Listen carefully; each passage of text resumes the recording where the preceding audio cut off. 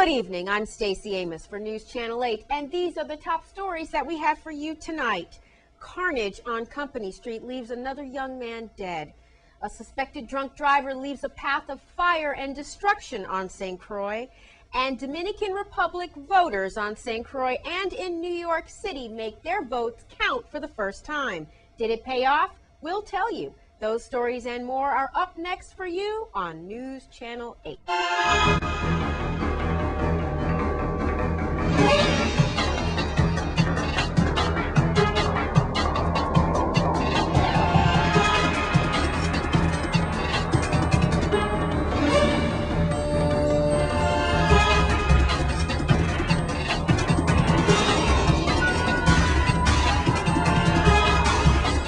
Our top story tonight, Company Street was filled with gunshots early Saturday morning as another young man tragically lost his life. News Channel 8's Wes Small files this report. Thank you very much, Stacy. It's another sad Monday morning for this reporter and another busy weekend for emergency responders. We've had the 13th homicide on St. Croix, the second homicide in just 1 week. Shot and killed here, and what one newspaper is calling it a war. At least 50 shell casings were fired in this area. 21-year-old Kamal Simmons was pronounced dead by medical staff at around 3:15. We have a 21-year-old fighting for his life. He was shot in his left hand, lower back, and buttocks. He is in critical condition. Folks, here's how the 911 crime blotter sounded. 6:45, my vehicle shot up on Company Street. 6:48, my vehicle shot up on Company Street. 7 o'clock, on through the 7 o'clock hour, at least 6 vehicles shot in the carnage. It was like Syria or Beirut in this area. Right now, we're going to go to Melody Rames of the Virgin Island Police Department. Criminal Investigation Bureau detectives on St. Croix are investigating the fatal shooting of a 21-year-old man identified as Kamal Simmons. Another 21-year-old man was also injured during the shooting. Police said more than 50 spent shell casings were recovered from the crime scene. Police officers from the Anselmo Marshall Command were on routine patrol in Christiansted Town just a few minutes before 3 a.m. Saturday, May 19th. When they heard gunshots in the area of the Christian Hendricks Vegetable Market. Officers said they saw at least 2 vehicles speed away from the scene and several parked vehicles which were damaged by gunshots.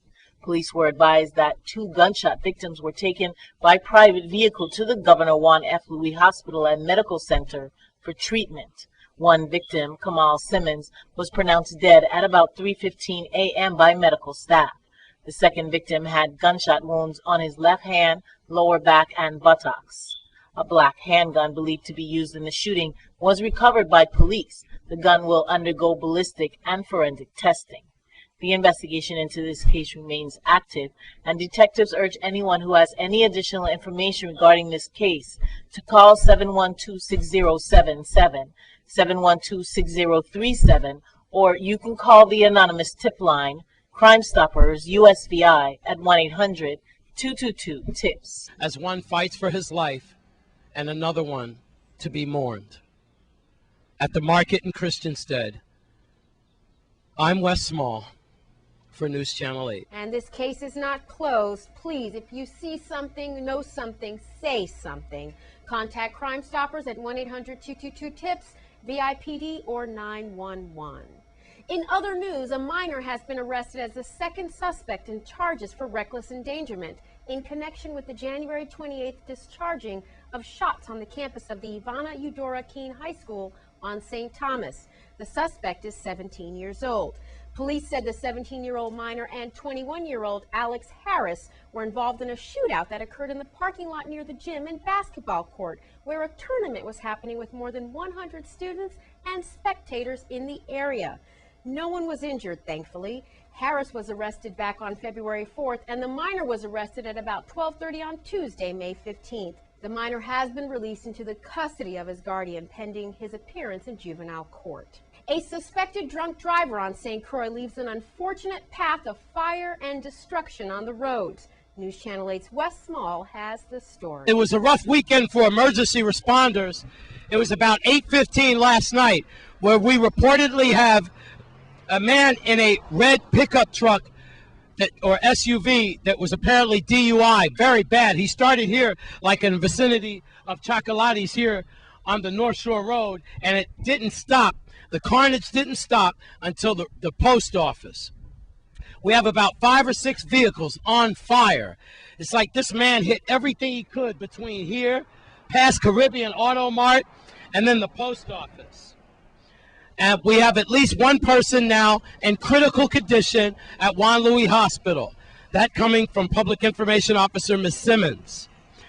A few others were injured as well. At least 6 vehicles just damaged totally by fire. Right now, let's go to the Richmond Fire Station, and I had the opportunity to talk to Captain Acosta about the carnage and the chaos from last night. We got a call from 911. We dispatched a unit from the Richmond Fire Station, and on the way we observed that several cars was in an accident along the route of the Kings Hill post office area. And upon arrival, we found that there were 2 cars that was on fire. Prior to the fire, there was an accident. 2 individuals was partially injured and was taken to the Juan Louis Hospital. All right, well, we got about 5 or 6 cars that actually caught on fire, and I guess, knock on wood, we are very lucky at this point we didn't have loss of life. And we have, I just talked to Ms. Simmons, Juan Louis, we have one from that accident in critical condition.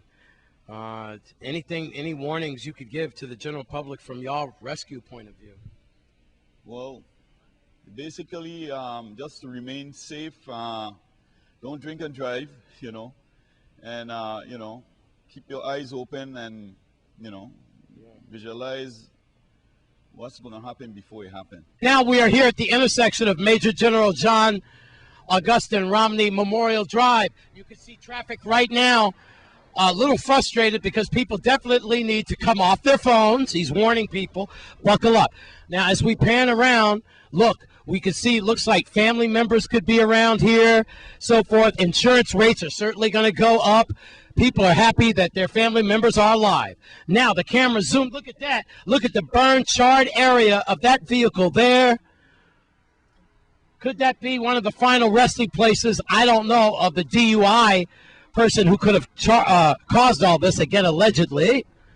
All suspects are proven innocent, are innocent until they're proven guilty in a court of law. You see the traffic police officer right now still trying to take his measurements from this horrendous accident last night on the North Shore Road. I'm Wes Small for News Channel 8. And unfortunately, the tragic stories continue. On St. John, a visitor has unfortunately drowned and a cement truck overturned with passengers inside.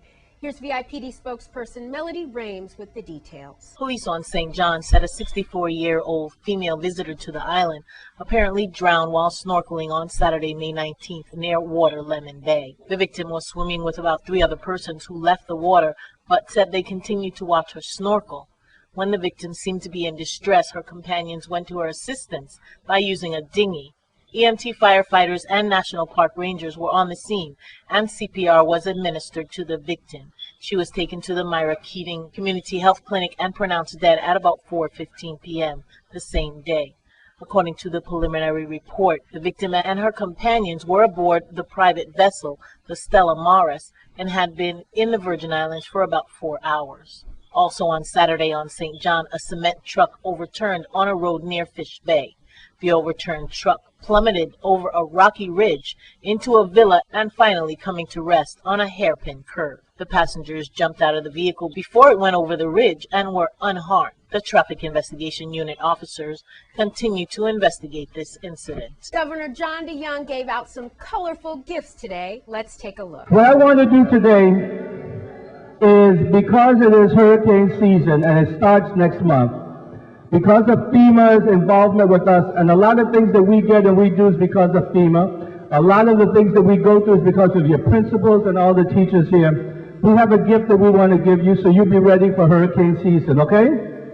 Just a little gift, and it's this. It's something that FEMA put together that'll tell you all the things that we need to do during hurricane season. So when does hurricane season start? When does it end? Right, listen.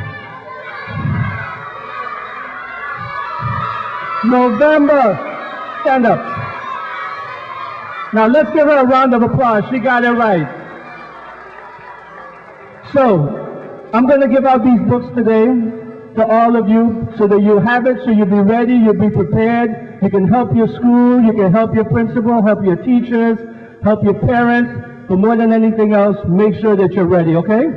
So the important thing during hurricane season is to always be prepared. Coming up, we'll tell you if Dominican Republic voters in St. Croix and New York City are happy with the new president-elect.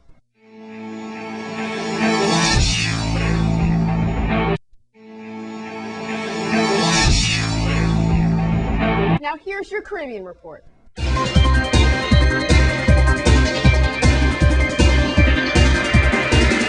With more than 90% of the votes tallied, according to Dominican Today, it looks like Danilo Medina is the Dominican Republic's new president. However, Hipólito Mejia has questioned the polling results and said the country has regressed to the era of totalitarian governments. Unfortunately, the election wasn't without some controversy, as many reports had come in from around the country of vote buying by local workers for both parties. In the Caribbean region, Haiti's reconstruction efforts will receive support following the signing of a memorandum of understanding between Mexico and the Caribbean community.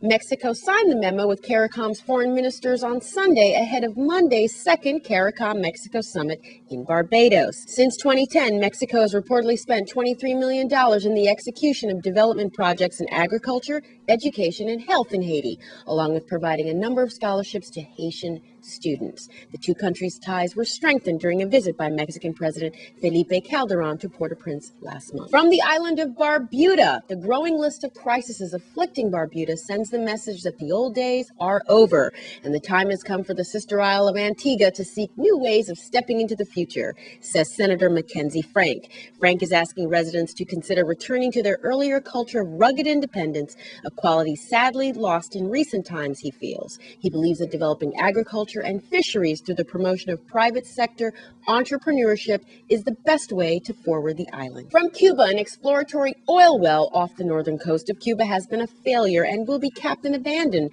the Spanish company Repsol said Friday. That's a disappointment for the cash-strapped island nation, but analysts said the news is far from a death blow to Cuba's petroleum dreams. Repsol is evaluating data collected since a rig arrived off Havana in January after a months-long round-the-world trek from construction sites in China and Singapore.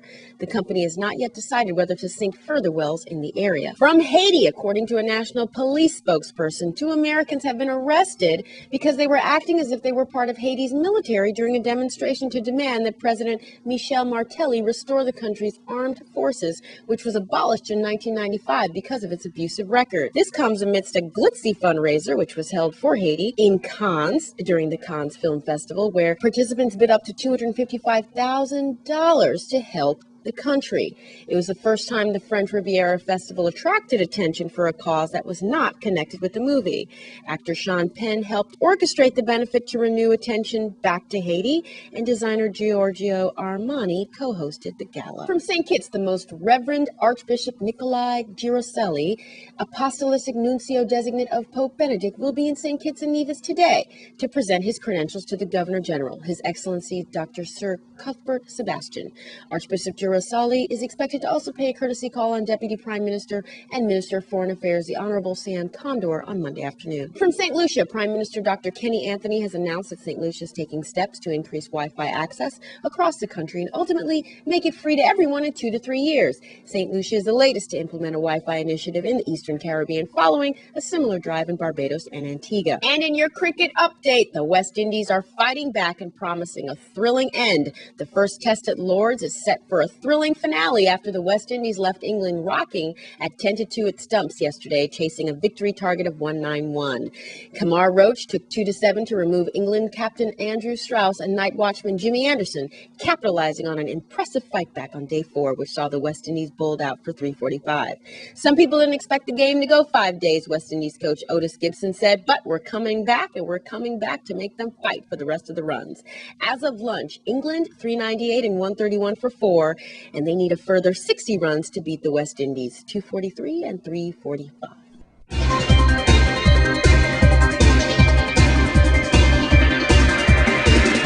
Please be sure to visit our Facebook page for all full details on stories in the Caribbean Report. Now it's the Best Beginnings for Best Beginnings, an early childhood head start. Here's the story. I want to welcome everyone to the 14th Annual Best Beginning Conference. You are working with children for whom the world is changing so rapidly that there is going to be so many changes in their lives that you're not going to be able to predict for them, that you're not going to be able to tell them what type of jobs there will be available for them when they grow up, what type of careers there's going to be. And that the best thing you can do is just give them as strong a foundation as possible. And we know from all the research why that's so important. But we can provide them this incredibly strong foundation that no matter what skills that they're going to need in the future, they'll be prepared to do that. Every child, whatever their ethnic background or circumstances, benefit from learning through having fun, developing independence, learning to cooperate, and developing social skills. In short, every child benefits from the wonderful experiences associated with early childhood services. There's nothing wrong with expecting or asking for the highest quality of service, care, and consideration. That is very important. Each parent that I talked to as I planned to talk today said one of the things I want you to make sure that you mention is that when my child is at home, I teach them to be courteous. I teach them to be caring. I teach them to bring their best self. I think those things are critical virtues that all of us must hold in our heart, in our hands, in our head when we're dealing with our children. We'd like to thank Earl Morris for providing us with that footage. We have your car racing results when we come back. This newscast has been sponsored by Mario's Virgin Crystal. Let us save you the hassle of lugging those jugs around. Purified bottled water conveniently delivered to your home or office. Also available in your favorite grocery store. Call 773-2810.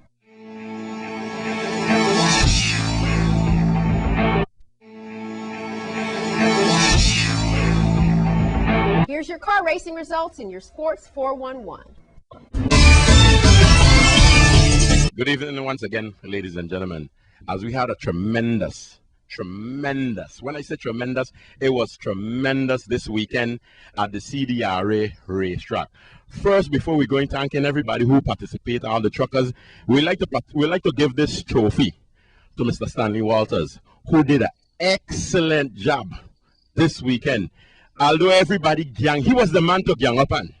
I think they feel he was the youngest in the bunch. You know, all of them gang up on this man. Stanley, Francis Diawe, Gary Thomas, Vince Epperson, along with Malibu Fun Spot, we'd like to present this trophy to you. I know you use our 2012 big truck. I see the beast here. That's the beast right there. That's the truck to beat. Mr. Stanley Walters did it this weekend. Hey, Stanley. Thank you guys for giving me out this trophy and honoring me for the fastest truck. Truckers, I'm going to tell you, come better again. I'm ready for you. Snapper, walk with your dumb truck because I come in with a 2 truck this time and top a trailer. Prepare for you. Centomian, I need to come over. And Walters trucking is not playing. This one going out to my son, Sean Walters. This is for the kids them. Thank you guys very much. Thank you.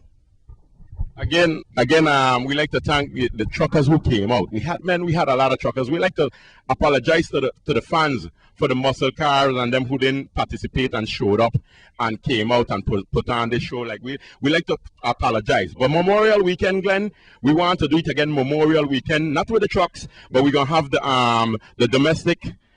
Import and domestic shootout. We're gonna have that along with the Senators Point series. We're gonna have $1,000 in the purse. The winner take all. We're gonna have that.